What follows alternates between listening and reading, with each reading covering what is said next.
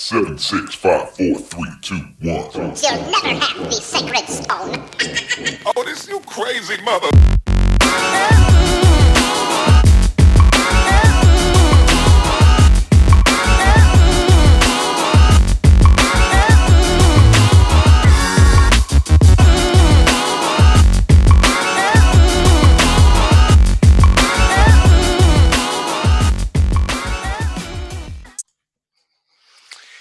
Hi guys, and welcome to another episode of First Rule.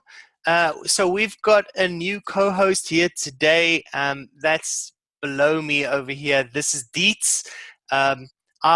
Myself and Richard approached Deetz to help us here on the show, and he said yes. So we're very happy to have him.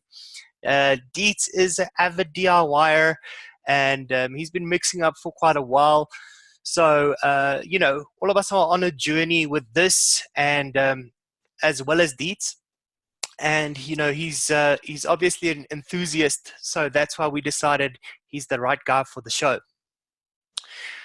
Okay, so in today's news section, there's going to be some more regulation talk in the future because, of course, everybody is preparing to respond on the bill that's out for public comment. On Thursday, this coming week, there's going to be a conference in Sandton, and I'm hoping to go there if there is still tickets left. I know that there's something on Quicket if you guys are interested to go and check that out. I'm definitely, interested, and I'll be booking leave to go and check out. If I do get a ticket and I can go, I'll see if I can vlog a little bit, the day, so that we can get just a summary of what the whole day was about and what's going to happen next. But today we want to talk about something that was released about 2 weeks ago. Just an easy topic for us. I think the whole point of this is so that, if somebody has claims around vaping being as bad as smoking, or worse even than smoking, or people are posting stuff on your Facebook wall or tweeting stuff at you, it's difficult to get back to them with information. And because of this article that the ACS has now dropped, you can post this video to them, or you can post this article to them to inform them, what has transpired of late. And I think because of where it comes from,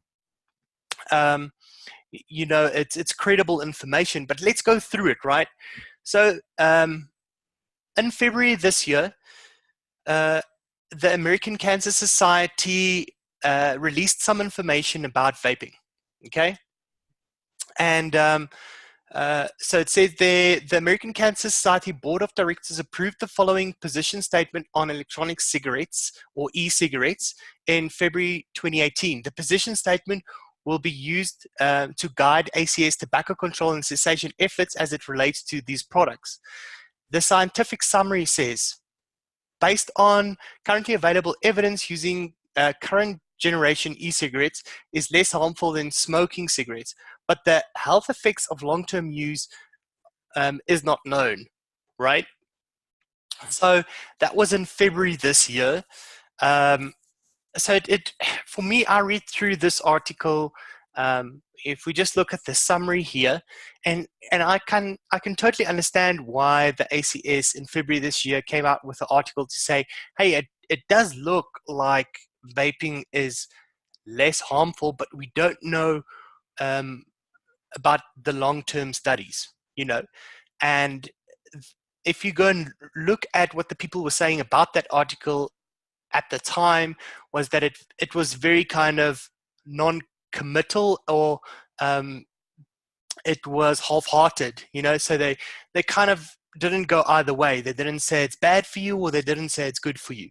They were, but if I consider what information they had, I understood why they did that.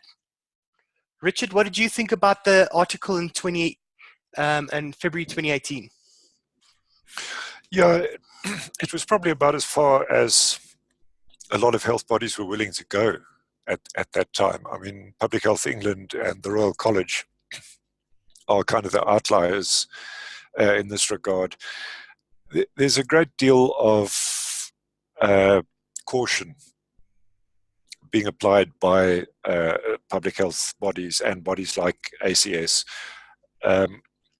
because it's a propaganda war in which they don't want to be misinterpreted. They don't want their statements to be misrepresented, to be used as advertising. And then on the other hand, they also don't want to come out with a very negative view, which would then put them in conflict with, bodies like the Royal College. So it's kind of, one has to read all of these statements that come out. One has to read them against the context of Public Health International's ongoing conflict with big tobacco. And that we've talked about it before, but it's an affiliation and an association, the big tobacco vaping thing, that public health bodies can't ignore. If they're going to come out in favor of vaping, they are semi in favor of big tobacco. So they're going to be very, very careful about how they word things, because of course there is this long history of big tobacco taking public health statements and turning them around and only mentioning the positive bits, not focusing at all on the negative bits.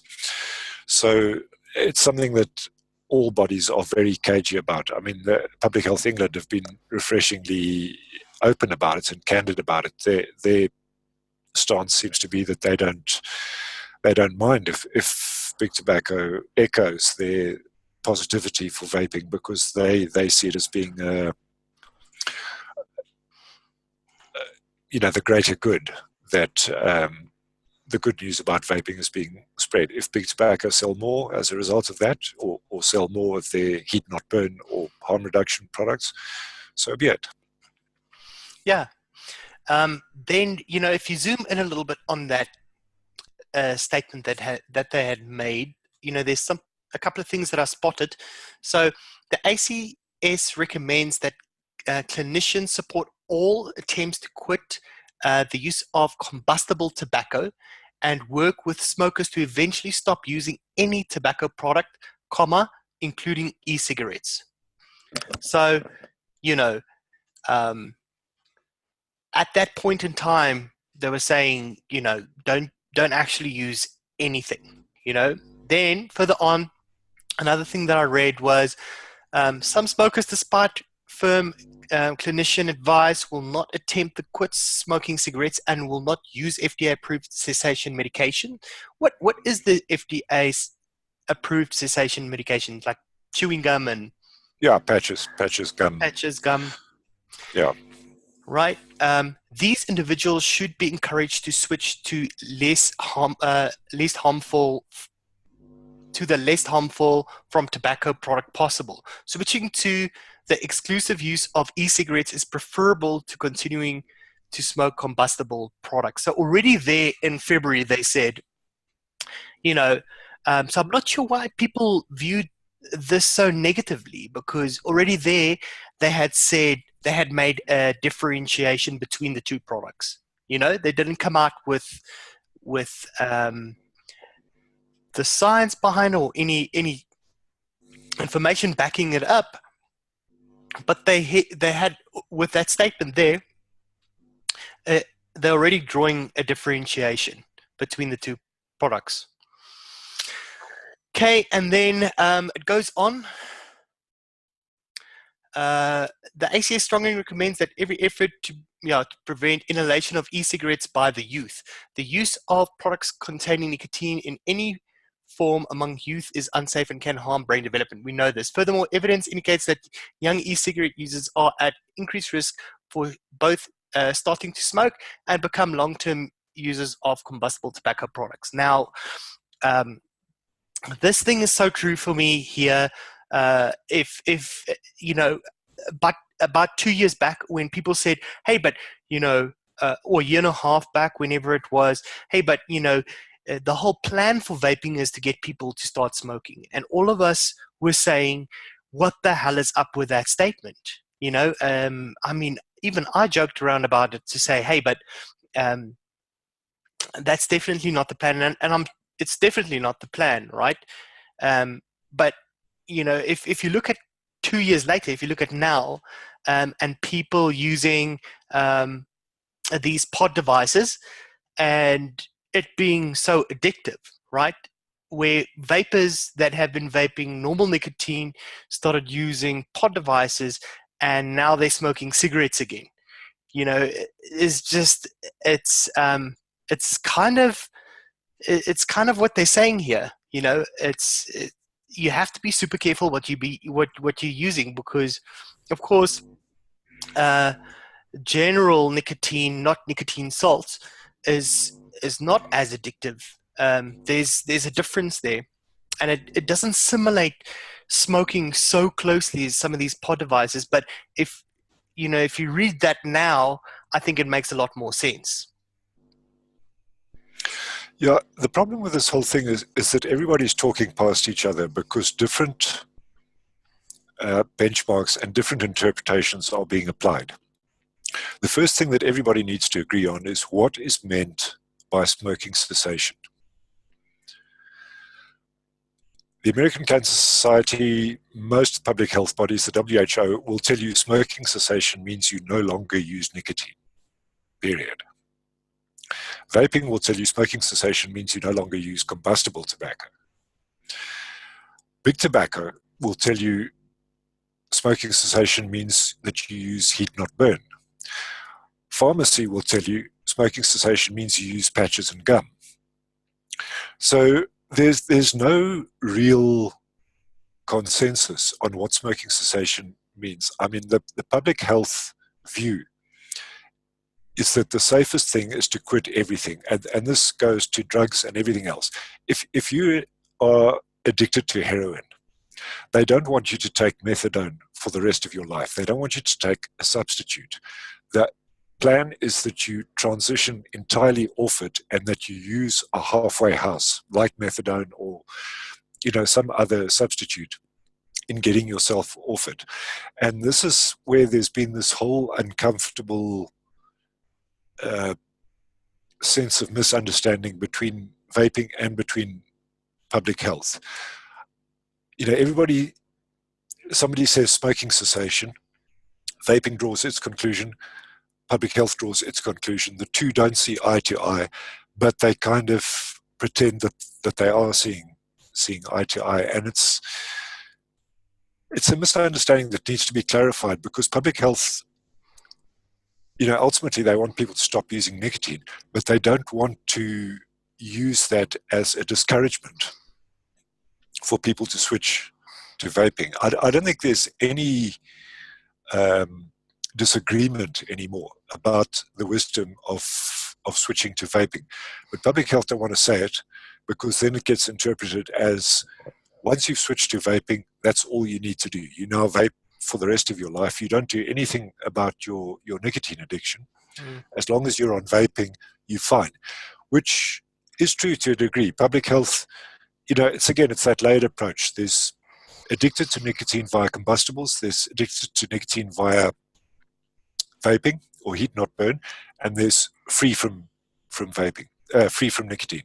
Public health will always adopt the free from nicotine as the ideal state, but they are more than happy to accept free from combustible tobacco as an acceptable compromise, just as long as people aren't continuing with combustibles.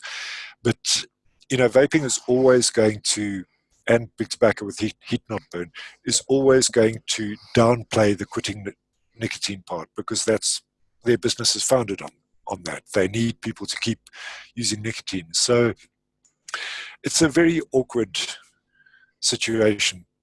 Public health doesn't want to insist on giving up nicotine. Vaping and big tobacco don't want to mention giving up nicotine. So there's this kind of people talking past each other and not being specific about not being specific about what it is that people need to be aiming for.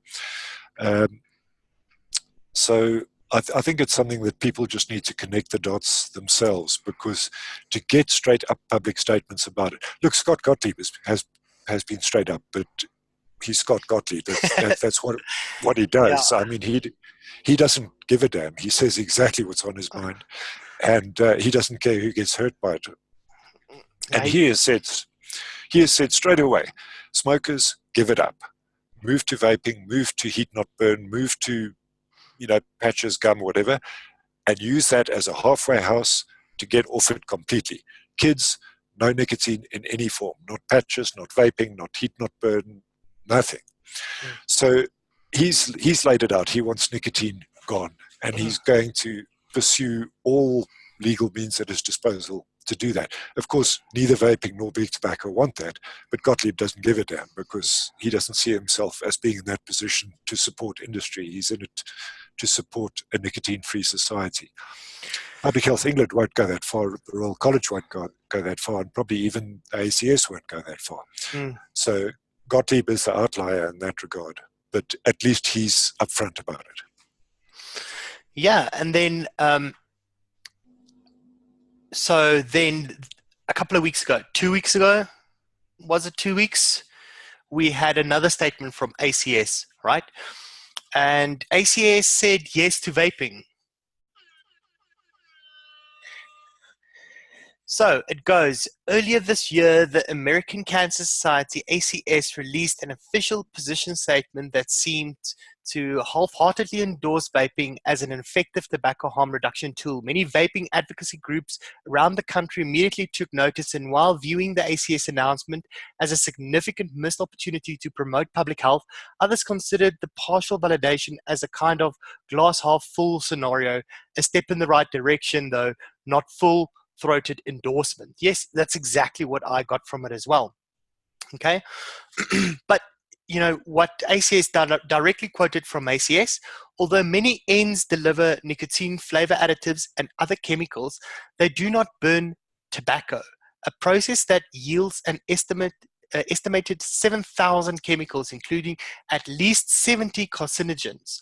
Thus, public misunderstanding underscores the urgent need for consumers' education about the absolute and relative risks posed by different tobacco products, and to reinvigorate smokers' understanding of the importance of quitting combustible tobacco. Now, I love that, right? I love how they've, that whole paragraph for me is just beautiful because, they are saying they are pretty much flat out saying, okay, there's a complete difference between the two, and they're not just calling it nicotine or they're calling it combustible tobacco, and that's a clear differentiator. I like that statement there. Whereas complete information of all the potential risks and benefits of ends is not yet available, there is sufficient information to allow ACS to act now with clear focus on the primary goal of ending deadly combustible tobacco use. So they're saying ending, so that's a pretty bold statement to make.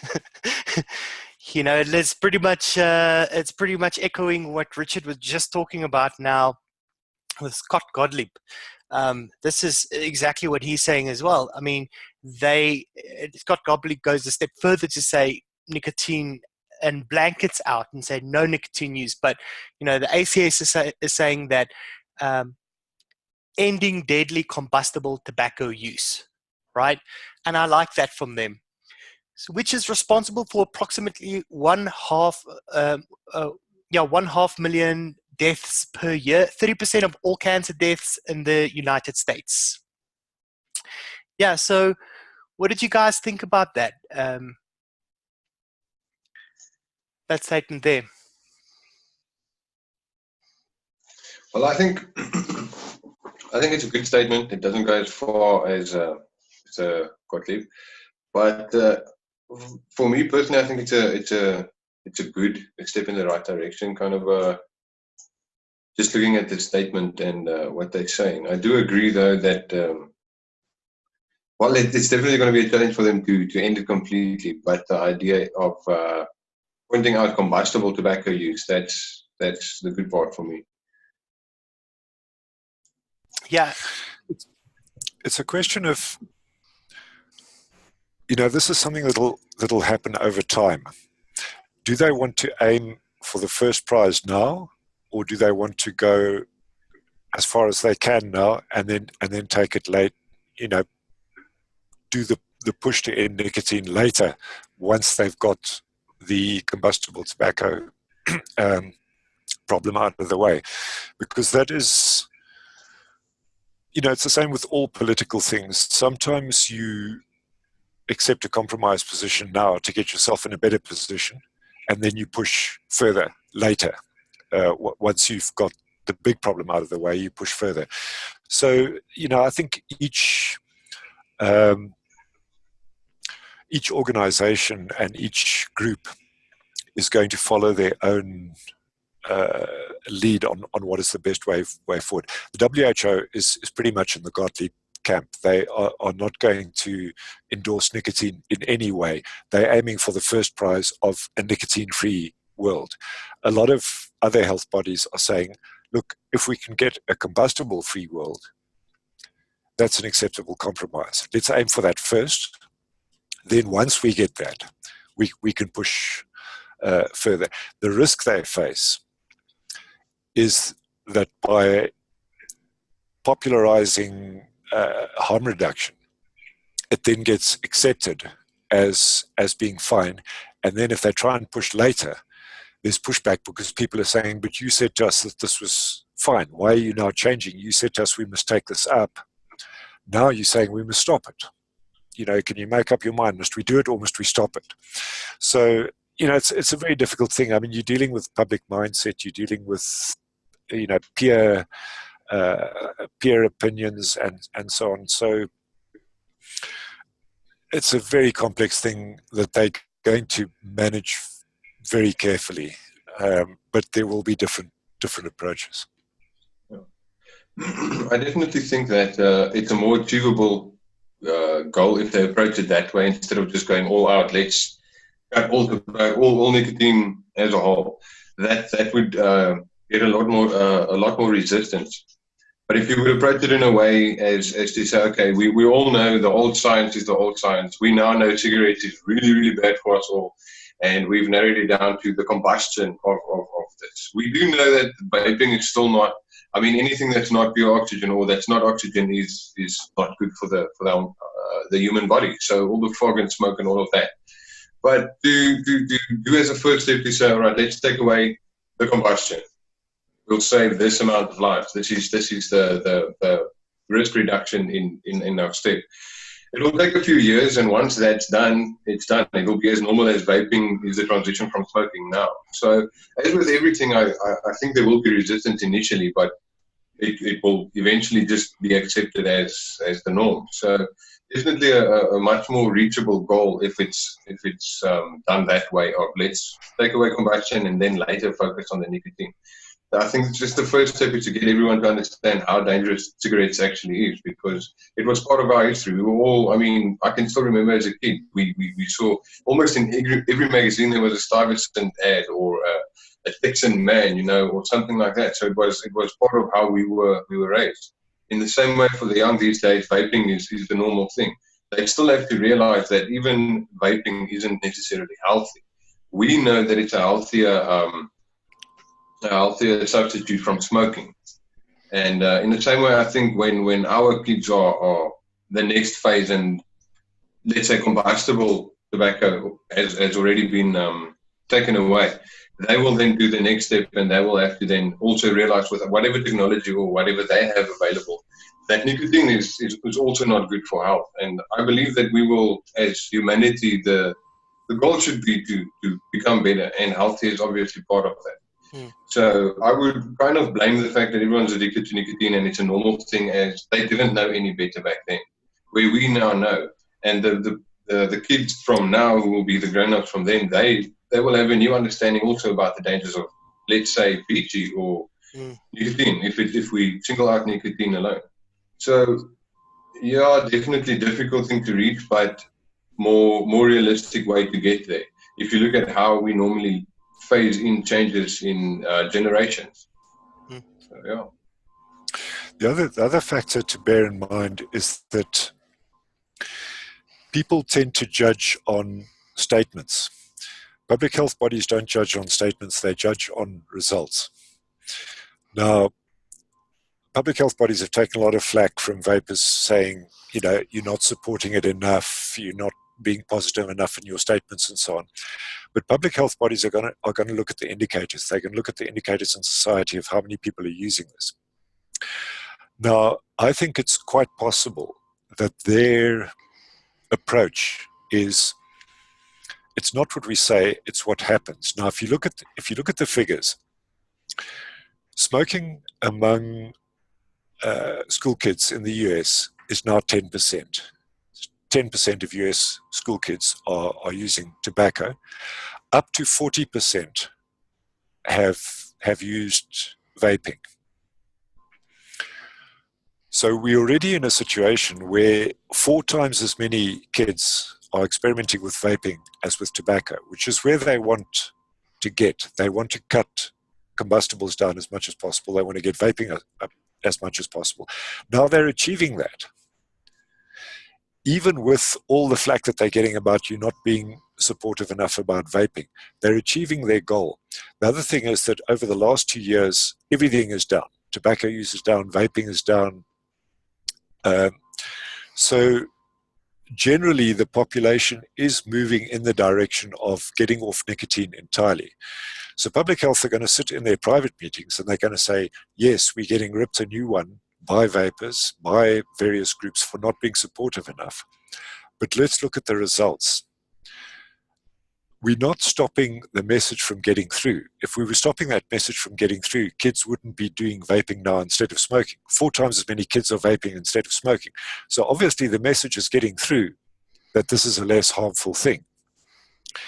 There are millions of vapers that they haven't been deterred from the negative publicity about vaping. All of us vape, despite what public health bodies have said in the past. So they haven't deterred us.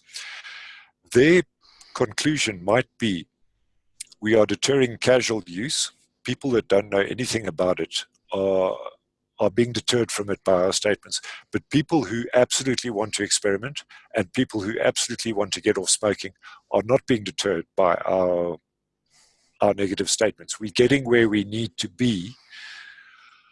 So there's no reason to change anything. And I think that's going to be Scott Gottlieb's thing as well. The CDC has told them that for the past 2 years, smoking is being cut dramatically, but it's not all people going to vaping. Vaping is even, the growth has been, or the reduction has been slower than in smoking, but it's nevertheless still trending downwards. So Gottlieb can go back to his stakeholders and he can say, look, forget about what we're saying in public. Look at what the indicators are telling you. Look at what the figures are telling you. We're getting where we need to get. If that comes at the expense of criticism from the harm reduction community, so what? We're still getting where we need to get. We'll take that criticism. If people want to tell us that we are Nazis who are trying to cut nicotine, that's fine. We'll take that criticism if we're getting to where we need to get. Yeah, exactly. Yeah, that's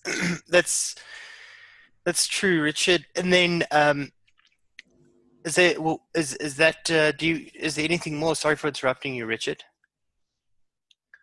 No, that was it. I think it's just a case of, public health work with the public. They know how the public think. They've been putting out messaging for the past, 100 years. So we shouldn't just take their statements at face value. Look at the statement, but look at the trends as well. What's happening in the trends? I mean, public health don't care about statements. They care about trends. And they're getting the trends that they want. That they're doing it with media releases that make us angry and so on is fine. They will say, yell at us all you like. Tell us we're not being supportive all you like. The fact is we're reaching our goals, which is all that we want to do.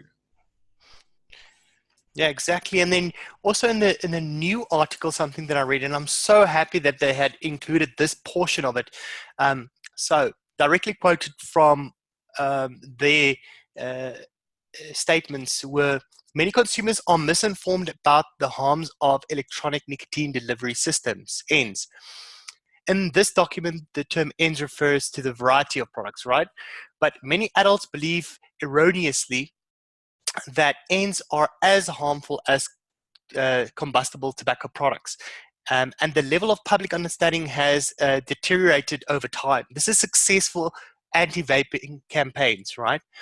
In 2012, only 11.5% of respondents to a national survey held this view. By 2015, 35% of respondents mistakenly believed that the harm associated with electronic cigarettes, e-cigarettes, was about the same as that of smoking conventional cigarettes. So, this is, I'm sure all of us has seen this, all the random stuff being posted on Facebook about popcorn lung. There was that diacetyl thing. There's now a heavy metals thing as well. There's so many anti-vaping campaignists out there. But I'm so glad they put in this, and they carry on by saying, at the same time, the future study reports that as of 2017, e-cigarettes have one of the lowest levels of perceived risk for regular use of all drugs, including alcohol, amongst adolescents. That's insane. That, to me, that literally blew my mind. But again, one has to look at the difference in the industry. Vaping is the most underground or informal, if I can put it that way, of these industries, because it evolved during the social media era. So as vapers, we get our information from Facebook, from YouTube, from WhatsApp groups. Smokers and drinkers don't. They get their information from the mainstream media. So what is happening now? You're getting a mainstream media message about vaping, but everybody who's in vaping is getting their information from other sources. They're getting it from social media. So what's happening is you're getting the sort of public face of vaping, which is the anti-campaigns and so on. But then you've got the underground, which is the podcasts, the WhatsApp groups, the Facebook groups. How much effect is the mainstream media actually having on vapers? I mean, we all heard about diacetyl. Has it stopped us vaping? No. Because we get our information from sources that are digging a lot deeper. Now, if that social media network didn't exist, we may have stopped vaping because, we read what is in the mainstream media and it's scary stuff, so it puts us off. But that's not where we're getting our information. And this is the thing I think that public health is also factoring in. They're saying that, they are fighting their battle on the mainstream media front, but they are fully aware that there's this whole underground communications thing happening in vaping. So I think they are quite happy for there to be quite a lot of negative mainstream media coverage, because that deters the casual use. It deters the kid who doesn't know any vapors, who doesn't know anything about vaping, who now wants to maybe take up nicotine. He reads in the mainstream media, oh no, it's bad, you'll get popcorn lung, this and that, so he doesn't do it. A kid who's already smoking and meets a vapor now gets introduced to that whole underground communication network. That's where he's getting his information from. So the negative mainstream media coverage isn't a deterrent for him, because he's more committed. He comes in, he speaks to vapors, he goes to vape shops, he joins WhatsApp groups, he joins Facebook groups, and that's where he's getting this whole harm reduction messaging is coming across. So I think it's working out kind of well for public health, because they're not deterring the people who are really serious about cutting combustible tobacco harms. And I think they're going to be quite happy to just let the status quo continue. Let the negative mainstream media coverage continue, because it's not deterring those who are really serious about reducing harms. So it's one of those things where, let sleeping dogs lie. Vaping is winning, even with all the negative coverage. It's winning because of the social media networks that are springing up around vaping. So let it continue. Yeah, absolutely. Oh, sorry. No, Deetz? I agree fully with Richard's statement, definitely. The big part of, just back to your article where it says that basically the public has the idea that these ends are worse than the cigarettes that they're supposed to replace. But that's a lot about the I call it the surface media. That's what people see, the TV and your normal forwards of a make exploding. That also adds to why people are scared of the replacement. I mean, don't just take nicotine into account, or the stories of popcorn lung or anything. I mean, what circulates the most on Facebook? I mean, a make exploding. You'll get 500 shares of a make exploding on Facebook, and that's the first thing people who don't vape see. Like, the huisgenoot Tannie, that's what I normally refer to, the very conservative lady on Facebook. That's where she gets her news, and on the radio, that's what she sticks with. So she hears that all vaping machines explode. And that also adds to the idea that if vaping comes up in the conversation with friends, it's no, those things explode, or popcorn line. It largely works. Exactly like Richard says, it works for them. That's why let sleeping dogs lie. It's working for us. It's scaring people off. At the same time, it's also not it works in a way to, as Richard said, that it deters the people who don't know about vaping. But it also leaves a bad, how can I call it, fake news almost to people of what vaping really does and how many lives it actually saves.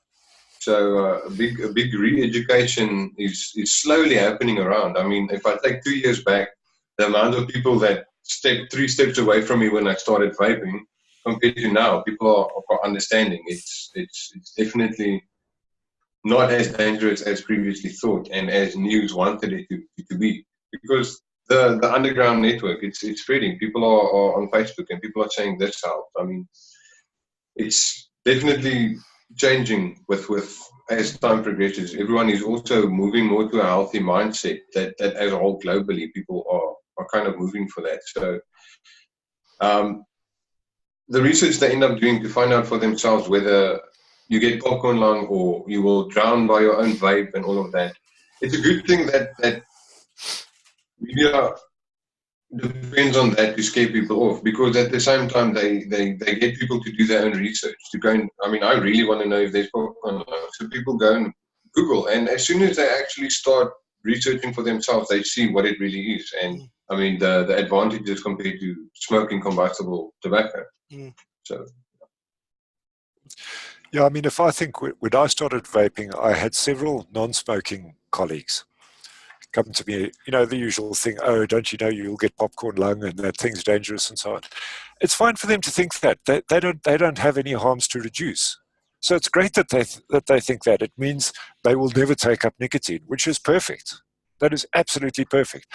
Stay away from it. Don't take it up. Don't think that this is some cool new thing and there's no downside to it.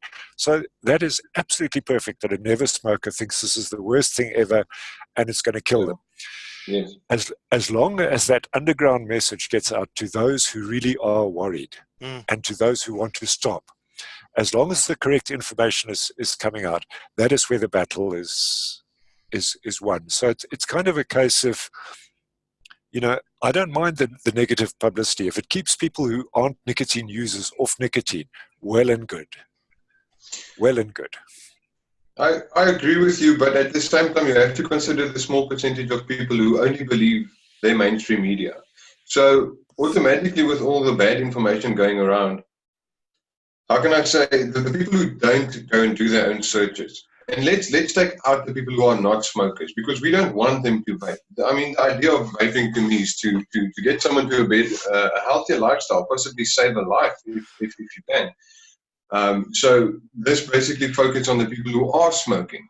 But now what mainstream media is doing is, it is also where it's a bad thing is, it scares these people from even considering a safer alternative, because the only thing they are being flashed with is this thing will explode, or your popcorn lung, or this or that.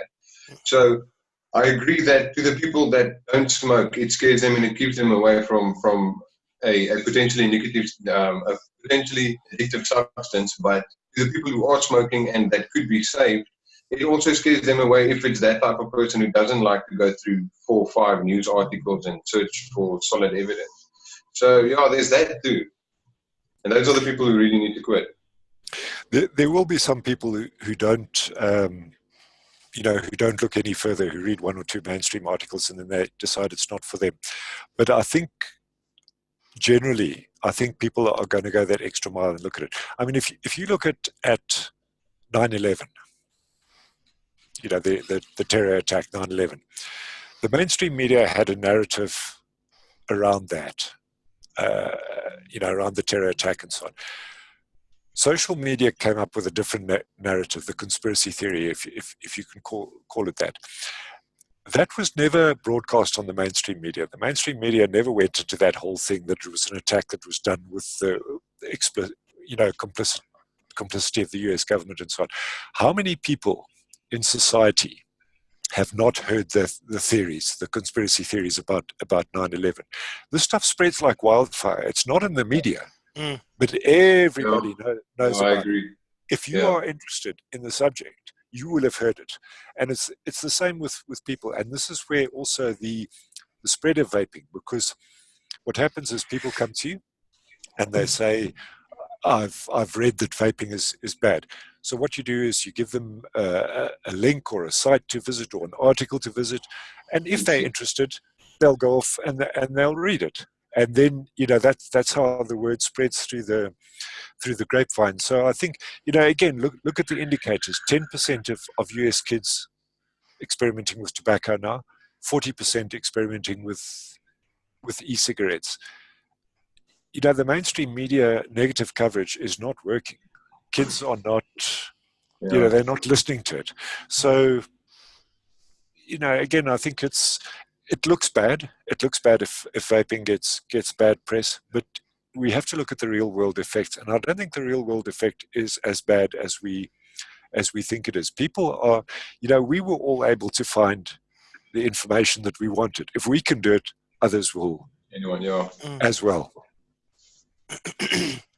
Yeah, so that pretty much wraps it up, guys, on this topic. Have you guys got anything more to say? No.